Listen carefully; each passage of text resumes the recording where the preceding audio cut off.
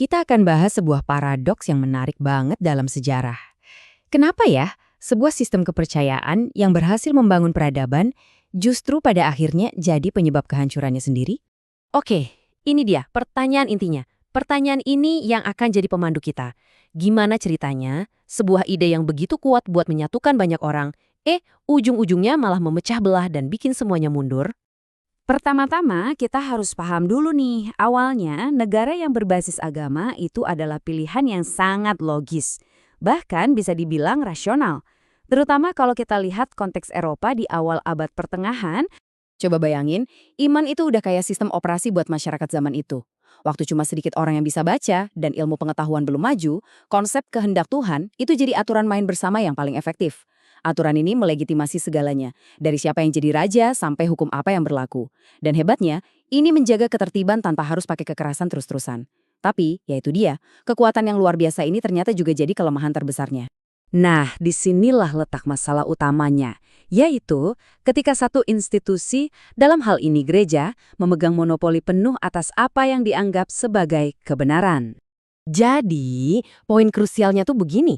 Gereja bukan cuma memandu orang, tapi mereka memegang hak eksklusif untuk menafsirkan realitas itu sendiri. Ini menciptakan sebuah masalah struktural yang gawat banget, di mana semua ilmu pengetahuan, sains, filsafat, moralitas, semuanya harus lewat satu saringan tunggal. Nah, yang menarik banget dari perbandingan ini kan, di satu sisi kita punya dogma, kebenaran ditentukan oleh siapa yang punya kuasa, beda pendapat dianggap sesat, bahkan bertanya itu dosa. Di sisi lain, ada sains, kebenaran ditentukan oleh bukti dan verifikasi. Beda pendapat itu justru bagian dari debat, dan bertanya, wah itu justru metodenya. Jadi jelas, sistem yang satu ini dirancang untuk mencegah, bukan mendorong penemuan-penemuan baru.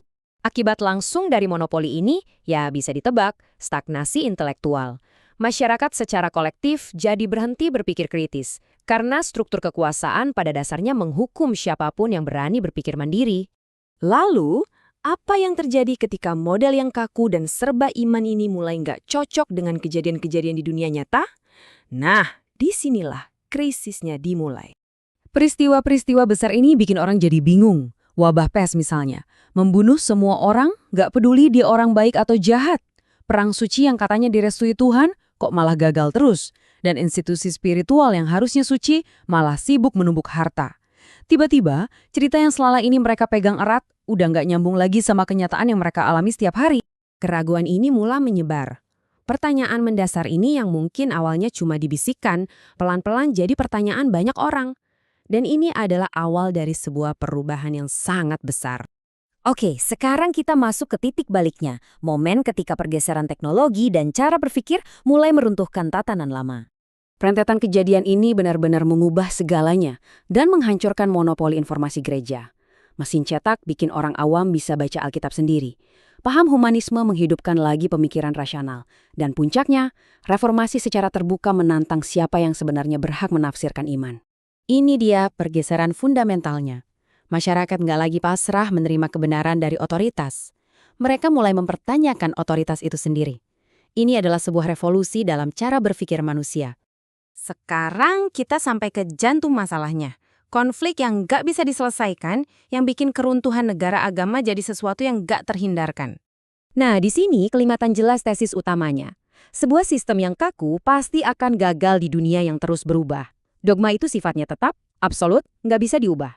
Sementara dunia nyata, ya dinamis, kompleks, dan terus berevolusi. Kesenjangan di antara keduanya pasti akan semakin lebar seiring berjalannya waktu. Jadi, ini dia yang nggak ada di sistem itu. Sebuah masyarakat yang tangguh itu butuh hal-hal ini. Kebebasan untuk salah dan belajar dari kesalahan, hak untuk meragukan keyakinan yang paling dijunjung tinggi sekalipun, dan yang paling penting, mekanisme untuk memperbaiki diri sendiri. Semua ini secara sengaja dilarang dalam negara yang dogmatis. Kenapa? Karena itu semua mengancam otoritas absolut mereka. Terus, kenapa semua ini penting buat kita sekarang?